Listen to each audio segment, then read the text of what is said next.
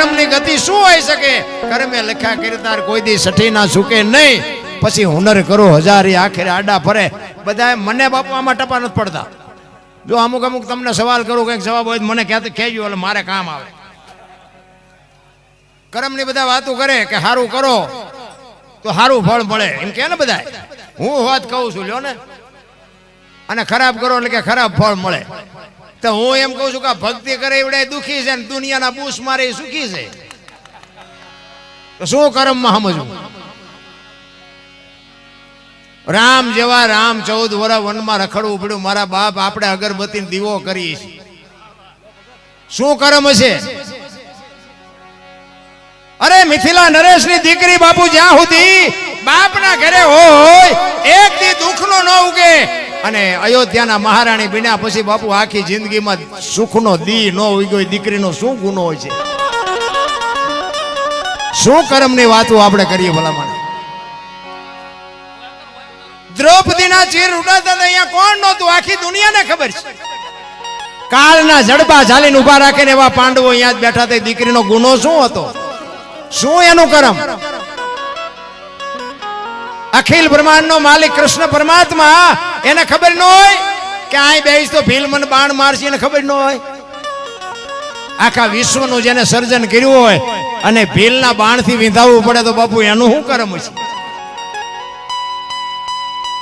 આમાં બાપુ આપણને ટપા નથી પડતા. આપણને એમ થાય કે આ મળ્યો એ સુધારી લ્યો. બસ બહુ ઊંડું ઉતરવાની જરૂર નથી. આમ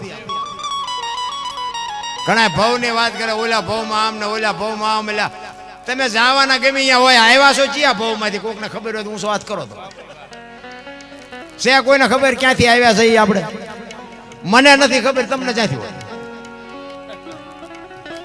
તો આ ઓલો ભાવ ને ઓલો ભાવ કરો એના કરતા મળ્યો એ ભાવ સુધારી લો. આ ભાવમાં શું કઈ ઘટે છે? હે વાહન મકાન રૂપિયા લોઢા હવામાં ઉડે, વગર દોડે વાતો થાય. છોકરા કાજુ બદામની ઓગટ કરે. બોલો આપણને પાર્લે નથી જડ્યું. હા, છોકરાને કાજુ બદામ આપણે લાવીને નથી ખાવું. એટલે ભાઈ ખાને એ ખાને, અમને પાર્લે નથી જડ્યું. નથી લાગતું જીવવા જેવું છે?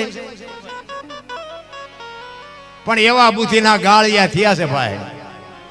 એક ભાઈ હતો ને દિવાલમાં ખીલી ખોડતો હતો. દિવાલમાં ઊંધી રાખેલી, માથું રાખ્યું દિવાલ, કોઈ નાની કોઈ હથોડિયું મારતો અને રિયો રિયો બબડે. એ કે કારખાના વાળામાં બુદ્ધિયું ક્યાં? કે ઊંધિયું ખીલીયું કાઢી, ખીલી ઊંધી પકડેલી. એનો ભાઈ અહીંયા ગયો કે શું કે ખીલ્યું છો ને? કે કારખાના વાળાએ ઊંધિયું કાઢ્યું. એનો ભાઈ કે તારામાં બુદ્ધિ નથી. એ કે કેમ? એ કે આ દિવાલની ક્યાં છે? આ દિવાલની છે. અહીંથી પકડીને લઈ ગયા ને ત્યાં જઈને મારી આખી જિંદગી દિવાલો ફેરવી, પણ અહીંયા ખીલી ન ફેરવી નાખી. મારી ખીલી ફરે ફેરવો દિવાલો. ત્યાં સમાધાન થતું હતું પણ ન કરી ક્યાં. હું કંઈક છું. કંસ કૌરવ ને રાવણ જેવા હતા નહોતા થઈ ગયા. મોટા હતા મયપતિ, ગજબ હતા ગંભીર, સબળ જેના શરીર મહાણે દીઠા મેકરણ. હારા ને આ દુનિયાએ દિવાળી મૂકી દીધી. કાંઈક કરી લો મારા રામ. એક ઘડી આધી મેં પુનિયાત. બાકી કરમ બરમ ને બાપુ આ તો ઠીક. હવે અમને બોલાવ્યા એટલે અમારે ટેમ કાઢવાનો. બાકી આમાં આપણને કાંઈ ટપા પડતા નથી કે અમારો શેડો અડી ગયો એવું કાંઈ તમે વિચારતા નહીં. આ તો માંડ બધું મેળ પડી ગયો આપણો. આ ચમ હાલ્યું એ મને હજી ખબર નથી. હાલ્યું થાય છે. અને એ વખતના જે બધા જે મારા વિરોધી તો ન કહેવાય, પણ આ તો તમને સમજાવવા કહું છું. હા, એ આ બધું લાઈવ હાલે ને, લાઈવ આ બધા અહીંયા અત્યારે અહીંયા દેખાતું છે ને. હા, એ અમારે અહીંયા આ જોતા છે ને, એમને આજ વાળું નહીં કર્યું હોય. હા, એ મને આવડી જોખતા છે અહીંયા બેઠા. એટલે મારા દીકરો જ્યાં કેમ જીવો છે આટલા બધાને ભેગા કરીને ચા બેઠો છે. હા, એ આ બોર્ડ વાંચે ને આ તો કે મારો દીકરો ઠેઠ ડીસા પડી ગયો. આ હો ઉંદરડા મારીને મીની બેઠી. આના એટલા બધા સાંભળે છે. એમને આજ વાળું નહીં કર્યું. અને મજા એની જ છે બાપુ. આપણને નડે ને એટલે સમજી લેજો ઠાકર ત્રાજવી આવ્યો હોય તો જ આપણને નડે. હા, મીરાને કોણ નડ્યું? રાણો. પ્રહલાદને કોણ નડ્યું? એનો બાપ. નરસિંહ મહેતાને કોણ નડ્યું? એની નાત. પાંડવોને કોણ નડ્યા? એના ભાઈઓ કૌરવ. પોતાના નડ્યા પછી ઇતિહાસ થયા. આપણા નડે ને એટલે રોદડા નો રોવા સમજી લેવાનું ઈશ્વર ત્રાજવી આવ્યો હોય તો જ આપણને નડે. ના કે ડીસા સુધી ઓળખે ને પડખે મર્યા હોય ન ઓળખે. બહુ બાપુ જીવનમાં વસ્તુ છે ને મહાપુરુષોની બનાવેલી છે ને જીવનમાં ઉતારવા જેવી છે. બાકી તો બાપુ એવા ગાળિયા ત્યાં છે કીધાની વાત નથી. એક બે ભાઈબંધ હતા ને આમાં છે ને મારી વાતમાં એવું હોય છે આમ દાંત કાઢે એવું હોય છે પણ મારી પાસે જો લેવાય એવું હોય તો લે એવું કઈક હસીએ કરું એટલે લેવાય તો લઈ લેજો નકરા દાંતમાં ન કાઢતા. બે ભાઈબંધ હતા ને કાંઈ ધંધો નહોતા કરતા તળાવની પાળે બે ને ટાઈમ થાય એટલે જમી જાય નાઈ ધોઈને કપડાં બદલીને વ્યા જાય. એના બાપા ને બધા પછી ઘરે ડખા થાય એ કે કાંઈક ધંધો કરો અમારે કામ કરવું તમારે આટા મારવાના. એ બે ભાઈબંધ બેઠા બેઠા વાત કરતા એ કે હાલ ને કઈક ધંધો કરી ઘડે જઈને ડખા થાય ભલા મજા નથી આવતી. હવે હા વરામ હાઈટ ગયા હોય એ કઈ 2 રૂપિયા કપા વીણવા જાય નહીં એને 5 રૂપિયા વાળું થવાનું હોય. ઓલો કે આ ધંધો કરીને આ કરી મગજમાં ન બેઠું કે એમાં એકે કીધું કે મને એક ધંધો શું છે કે શું કે પૈસા છાપવાનું કારખાનું નાખી દે હાલ ને મૂળ તો ઘરે પૈસાના લોહી ઉકાળા છે બીજું હું ઘરે પૈસા આપી બસ શું એ કે હા ઈ તારી વાત સાચી લે.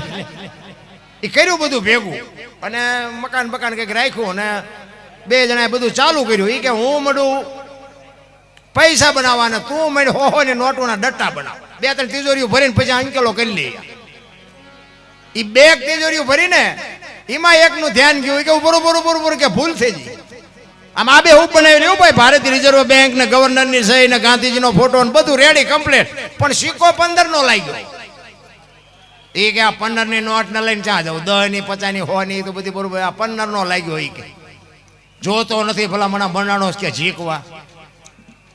ઓલો કે એમાં શું રાડ્યું પાડે છે કે ગામડામાં જવાય ગામડામાં નાની દુકાનો કોઈક ડોવા બાપા બેઠા હોય કોઈક ડોશમાં બેઠા હોય અહીંયા હાલે. એ કે શહેરમાં નહીં જવાનું ભણેલા પાયે. આ ભરત જેવું તમારે ગામ હતું ને એમાં ઝાપામાં એક બાપા દુકાન નાખીને બેઠા છે ચોકલેટ પેપર બેટ વેચતા છે. અહીંયા આવીને કીધું કે બાપા 15 ના છૂટા આપશો. એ કે હા લાવો આપું. 15 ની નોટ આપી ને બાપાને પરસો વળ્યો એટલે કે 15 ની નોટ એ કે આ જ્યારે બહાર પડી કે હમણાં મહિનો નથી થયો કે હમણાં જ બહાર પડી. અમારા છોકરા કે રોજ શહેરમાં જાય પણ કોઈ બોલ્યા નહીં કે દેવાય દો નગર કે થોડું 15 માં જૂઠું બોલતા છું. એ કે ના આપું પણ એ કે 15 નો આપું એ કે 14 આપું. ઓલા અમને એમ થયું કે આના 8 ના નથી 14 તો 14 લઈ લેવાય ને. એ કે 1 રૂપિયામાં તમારો જીવ બગડ્યો ને એ કે લઈ લો વાંધો. બાપાએ ટેબલનું હેઠલું ખાનું ખોલે ને હાથની 2 આપી. છોકરાના પરસો વળી ગયો. એ કે બાપા કે હા એ કે હાથની ચારે બહાર પડી કે ત્યાં કારખાનું નાખ્યું ને તારી પેલા મેં નાખ્યું હતું. તારે આપણને એમ થાય કે આ બધા બુદ્ધિના ગાળિયા નથી તો બીજું શું છે ભલા મને. અરે હરિનું ભજન કરવાનો કોઈને ટાઈમ જ નથી. આખી દુનિયા તમે જ્યાં જાઓ ને બધા રોવે જ છે. એક પાસે જઈને કે પૈસા ખૂટી રહ્યા ધાબુ ભરવું હતું. બીજા પાસે જાય કે ડોબું વિયાણું દોવા નથી દેતું. બીજા પાસે જાવ કે છોકરાને વહુ ને વેવાઈ તેડી ગયા મોકલતા નથી. બીજા પાસે જાવ તો કે છોકરાને પોલીસ ખાતું લઈ ગયું જામીન ચડતા નથી. તો આપણે એમ તો ઘરું આપણે જ્યાં રોવું આ બધા રોવે જ છે યાર. હરિને ભજવા માટે દાસી જીવન રોવે. મીરાબાઈ રોવે જેઠીરામ રોવે. હે મારા નાથ તું જો અમને ન મળતો તો માણાનો અવતાર ફોગટ ભયો જાય ભલા મને. કર્મની ગતિની બાપુ કોઈને ખબર જ નથી. તમને એક જ વાત કરું કે થઈ થાવીને થાશે આવો ત્રિકાળ જ્ઞાની મહાપુરુષ ગંગાનો પુત્ર ભીષ્મ કાલ શું બનવાનું ઈ જેને ખબર હોય એને છેલ્લે બાણની પથારીમાં હોવું પડ્યું.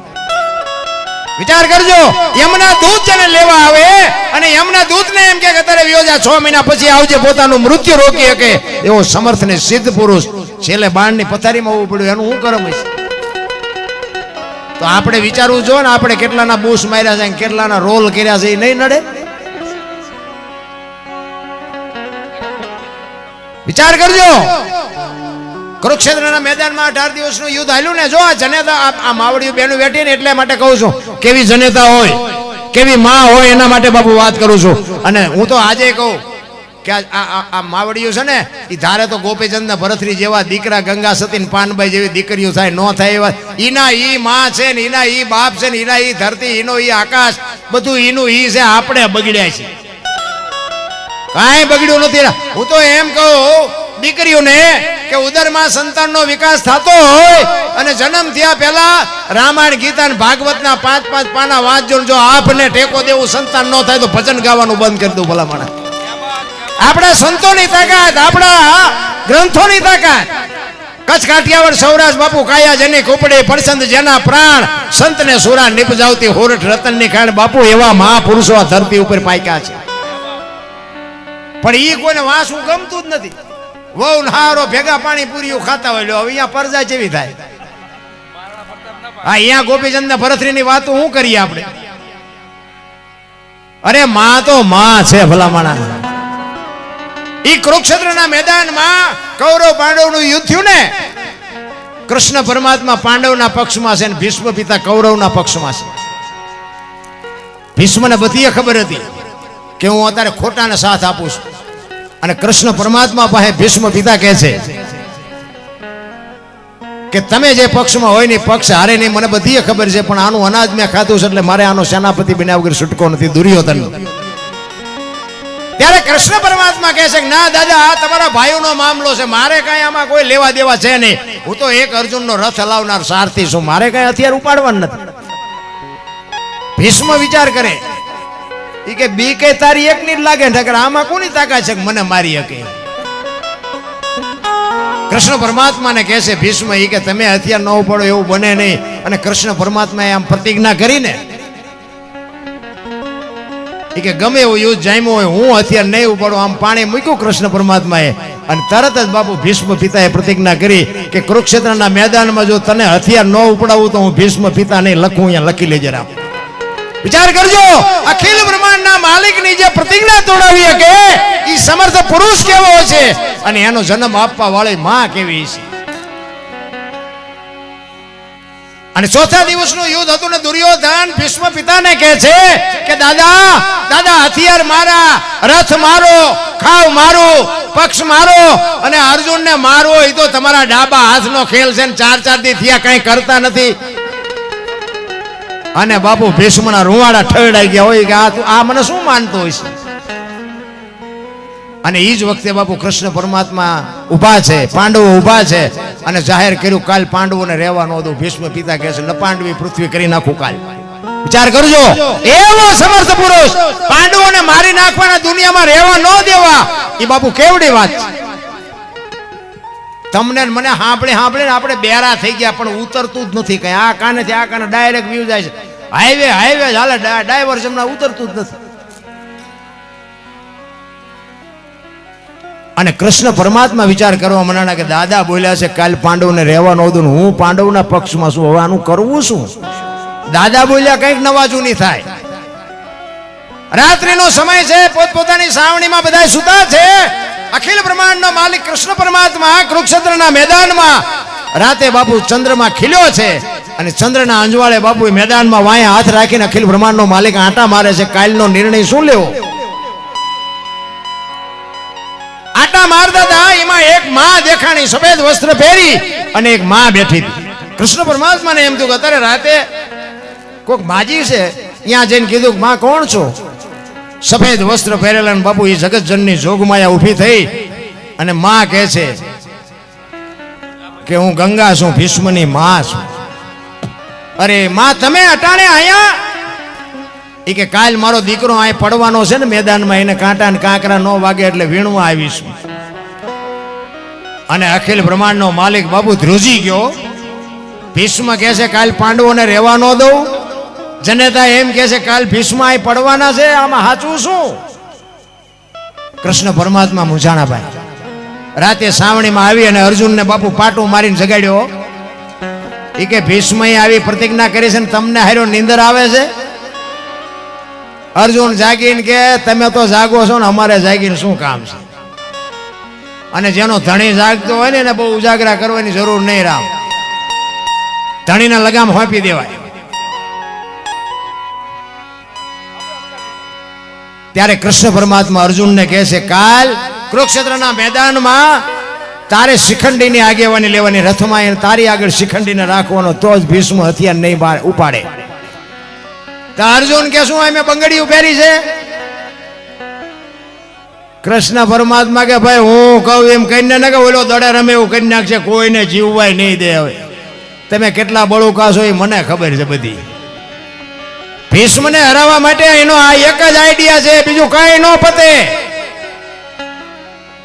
અને સવારના પોરમાં બાપુ હુરજ નારાયણ કોર કાઢે, ભલે ઉગ્યા ભાણ ભાણ તુહારા ભામણા જી અને મરણ લગમાણ ઈ રાખજે કશપ રાવ ઉગો તું હરવળ અંધારા ગયા જળાળ જળાળ કિરણો મીંડો પાથરવા આમાં રથ આવ્યા અને અર્જુનના રથની આગળ જ્યારે શિખંડીને જોવે અને ભીષ્મએ આમ નજર કરીને કે હે તમારી જાતના બાયલાઓ આવા આગળ રાખીને મારી સામે લડવા આવ્યા. એ હથિયાર મૂક્યા અને કૃષ્ણ પરમાત્મા અર્જુનને કહે છે કે હવે માર બાણ. ઈ કે હથિયાર પણ મૂકી દીધા. ઈ કે મૂક્યા એટલે જ કહું છું, નકર એનું રૂવાડું તમે ખાંડું ન કરી શકો. અને એ રૂવાય બાણ માર્યા ને અને ભીષ્મ પીડ્યા અને અર્જુન ને કૃષ્ણ પરમાત્મા બે ન્યાય ગયા ને. અને એ જ વખતે બાપુ જગતજનની જોગમાયા ગંગામાં પ્રગટ થયો.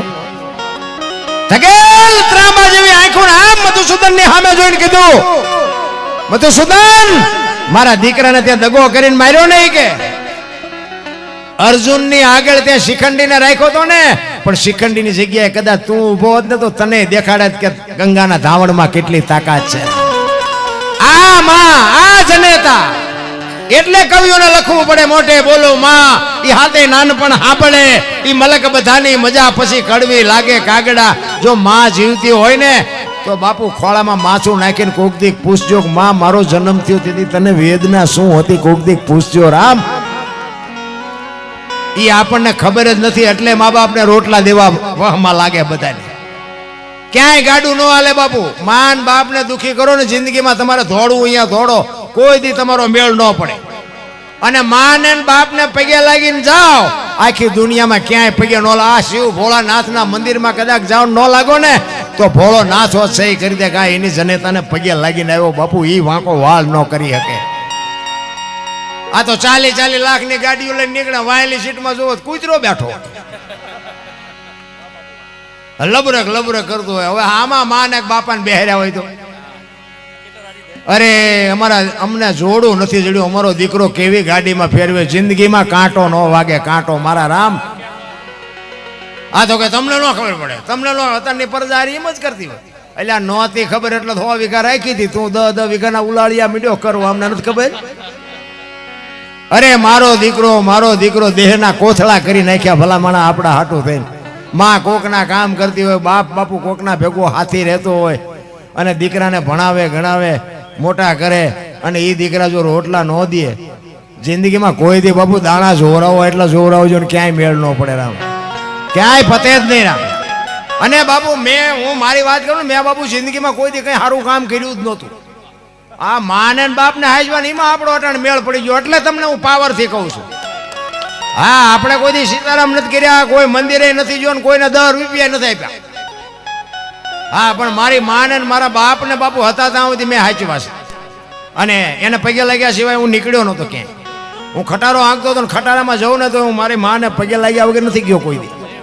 હા અને આજ છે નહીં પણ હું ગમે આ પ્રોગ્રામમાં જો સ્ટેજ ઉપર છું મારી મા બાપને તો બાપુ હું ફરજિયાત મનોમન યાદ કરું કે તમે મારી ભેળા રહેજો ને કે આ દુનિયા મારી ક્યારે રેવડી કરી નાખે કોઈ નક્કી નહીં. હા અને હું આ દુનિયા જે કંઈ મને માનતી હોય એ પ્રતાપ મારી માન મારા બાપનો છે. આ હમણાં ભજન ગાતો તો એ મારો દીકરો છે પણ મારો કહેવાનો મિનિંગ છે ને બધાને બાપુ આ શીખડાવવું હોય પણ એ તો કુવામાં હોય દવાડામાં આવે. હા તમે નકરા પૈસા આટલું સાવા મારતા તમારી પરજામાં કઈ ઉતરે નહીં પણ તમે આટલા બધા બેઠા છો ને અમને તો આમ અંદરથી એમ થાય કે આમાંથી જો મારી વાત 2 જણાને જો બાપુ ઉતરી જાય ને મારી રાત સુધરી જાય, બાકી કોઈ આપણો ઈરાદો નથી. હા મારે પૈસા તો બાપુ દુનિયામાં દેવાના છે, દાડી કરી હોય દાડીના પૈસા નો દેવા પડે.